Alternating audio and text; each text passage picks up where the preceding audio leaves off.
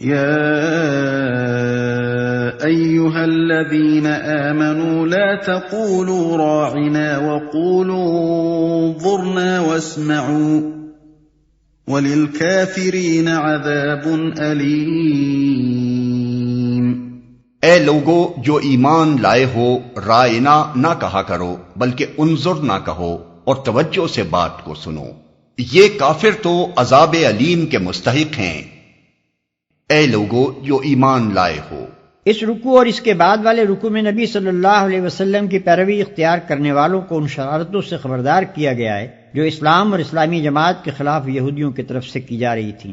ان شبہات کے جوابات دیے گئے ہیں جو یہ لوگ مسلمانوں کے دلوں میں پیدا کرنے کی کوشش کرتے تھے، اور ان خاص نکات پر کلام کیا گیا ہے جو مسلمانوں کے ساتھ یہودیوں کی گفتگو میں زیر بحث آیا کرتے تھے۔ اس موقع پر یہ بات پیش نظر رکھنی چاہیے کہ جب نبی صلی اللہ علیہ وسلم مدینے پہنچے اور ان اطراف میں اسلام کی دعوت پھیلنی شروع ہوئی تو یہودی جگہ جگہ مسلمانوں کو مذہبی بحثوں میں الجھانے کی کوشش کرتے تھے۔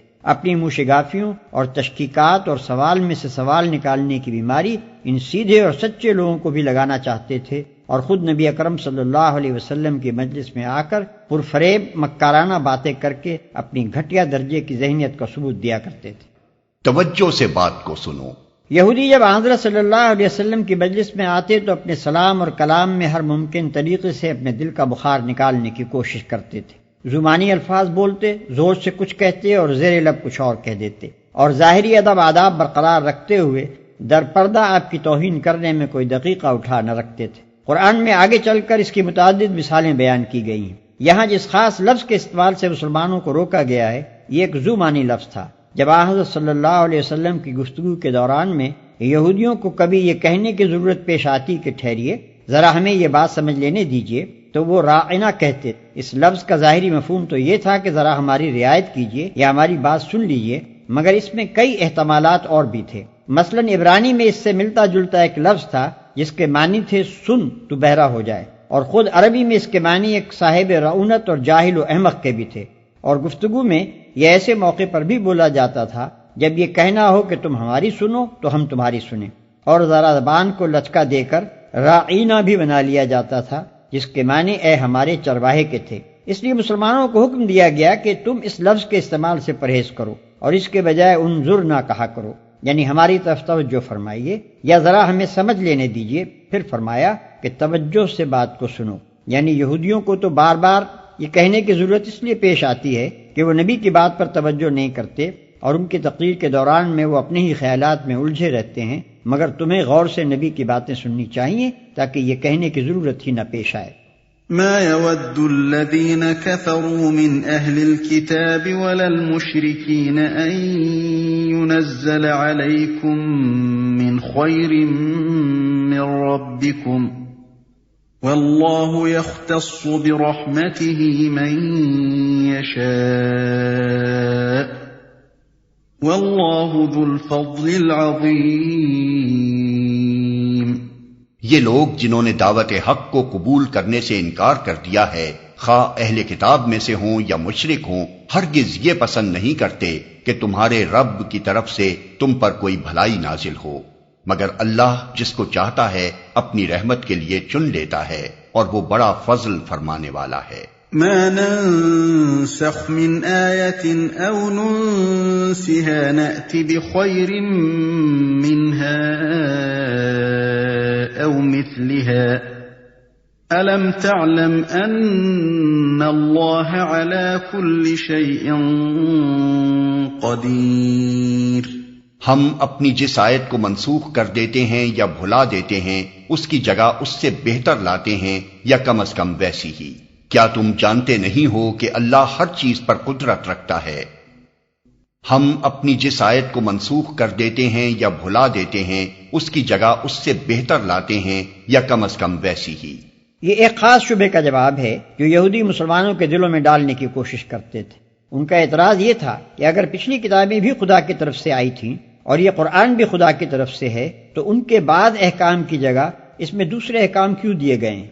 ایک ہی خدا کی طرف سے مختلف وقتوں میں مختلف احکام کیسے ہو سکتے ہیں؟ پھر تمہارا قرآن یہ دعویٰ کرتا ہے کہ یہودی اور عیسائی اس تعلیم کے ایک حصے کو بھول گئے جو انہیں دی گئی تھی۔ آخر یہ کیسے ہو سکتا ہے کہ کہ خدا کی دی ہوئی تعلیم اور وہ حافظوں سے محو ہو جائے؟ یہ ساری باتیں وہ تحقیق کی خاطر نہیں بلکہ اس لیے کرتے تھے کہ مسلمانوں کو قرآن کے من جانب اللہ ہونے میں شک ہو جائے۔ اس کے جواب میں اللہ تعالیٰ فرماتا ہے کہ میں مالک ہوں، میرے اختیارات غیر محدود ہیں، اپنے جس حکم کو چاہوں منسوخ کر دوں اور جس چیز کو چاہوں حافظوں سے محو کر دوں، مگر جس چیز کو میں منسوخ یا محو کرتا ہوں اس سے بہتر چیز اس کی جگہ پر لاتا ہوں، یا کم از کم وہ اپنے محل میں اتنی ہی مفید اور مناسب ہوتی ہے جتنی پہلی چیز اپنے محل میں تھی۔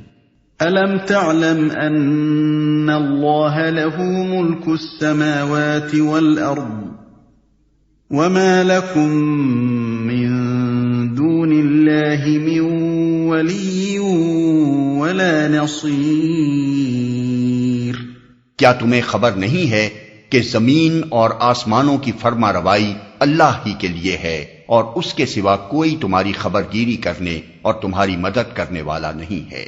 أَمْ تُرِيدُونَ أَن تَسْأَلُوا رَسُولَكُمْ كَمَا سُئِلَ مُوسَى مِن قَبْلُ وَمَن يَتَبَدَّلِ الْكُفْرَ بِالْإِيمَانِ فَقَدْ ضَلَّ سَوَاءَ السَّبِيلِ۔ پھر کیا تم اپنے رسول سے اس قسم کے سوالات اور مطالبے کرنا چاہتے ہو جیسے اس سے پہلے موسیٰ سے کیے جا چکے ہیں؟ حالانکہ جس شخص نے ایمان کی روش کو کفر کی روش سے بدل لیا وہ راہ راست سے بھٹک گیا۔ پھر کیا تم اپنے رسول سے اس قسم کے سوالات اور مطالبے کرنا چاہتے ہو جیسے اس سے پہلے موسیٰ سے کیے جا چکے ہیں؟ یہودی منشگافیاں کر کر کے طرح طرح کے سوالات مسلمانوں کے سامنے پیش کرتے تھے اور انہیں اکساتے تھے کہ اپنے نبی سے یہ پوچھو اور یہ پوچھو اور یہ پوچھو۔ اس پر اللہ تعالیٰ مسلمانوں کو متنبہ فرما رہا ہے کہ اس معاملے میں یہودیوں کی روش اختیار کرنے سے بچو۔ اسی چیز پر نبی صلی اللہ علیہ وسلم خود بھی مسلمانوں کو بار بار متنبہ فرمایا کرتے تھے کہ قیل و قال سے اور بال کی کھال نکالنے سے پچھلی امتیں تباہ ہو چکی ہیں، تم اس سے پرہیز کرو۔ جن سوالات کو اللہ اور اس کے رسول نے نہیں چھیڑا ان کی کھوج میں نہ لگو، بس جو حکم تمہیں دیا جاتا ہے اس کی پیروی کرو اور جن امور سے منع کیا جاتا ہے ان سے رک جاؤ۔ دورسکار باتیں چھوڑ کر کام کی باتوں پر توجہ صرف کرو۔ وَدَّ كَثِيرٌ مِّنْ أَهْلِ الْكِتَابِ لَوْ يَرُدُّونَكُم مِّن بَعْدِ إِيمَانِكُمْ كُفَّارًا حَسَدًا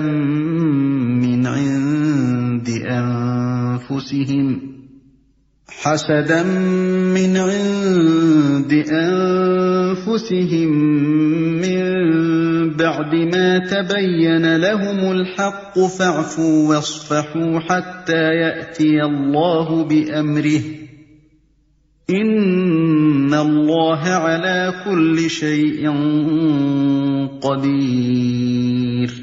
اہل کتاب میں سے اکثر لوگ یہ چاہتے ہیں کہ کسی طرح تمہیں ایمان سے پھیر کر پھر کفر کی طرف پلٹا لے جائیں، اگرچہ حق ان پر ظاہر ہو چکا ہے، مگر اپنے نفس کے حسد کی بنا پر تمہارے لیے ان کی یہ خواہش ہے۔ اس کے جواب میں تم عفو و درگزر سے کام لو یہاں تک کہ اللہ خود ہی اپنا فیصلہ نافذ کر دے۔ مطمئن رہو کہ اللہ تعالی ہر چیز پر قدرت رکھتا ہے۔ اس کے جواب میں تم عفو و درگزر سے کام لو، یعنی ان کے عناد اور حسد کو دیکھ کر مشتعل نہ ہو، اپنا توازن نہ کھو بیٹھو، ان سے بحثیں اور مناظرے کرنے اور جھگڑنے میں اپنے قیمتی وقت اور اپنے وقار کو ضائع نہ کرو، صبر کے ساتھ دیکھتے رہو کہ اللہ کیا کرتا ہے۔ فضولیات میں اپنی قوتیں صرف کرنے کے بجائے خدا کے ذکر اور بھلائی کے کاموں میں انہیں صرف کرو کہ یہ خدا کے ہاں کام آنے والی چیز ہے نہ کہ وہ۔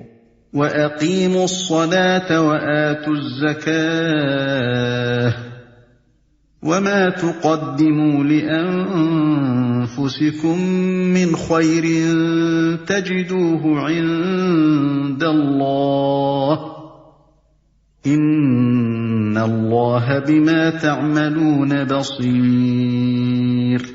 نماز قائم کرو اور زکوٰۃ دو، تم اپنی عاقبت کے لیے جو بھلائی کما کر آگے بھیجو گے اللہ کے ہاں اسے موجود پاؤ گے۔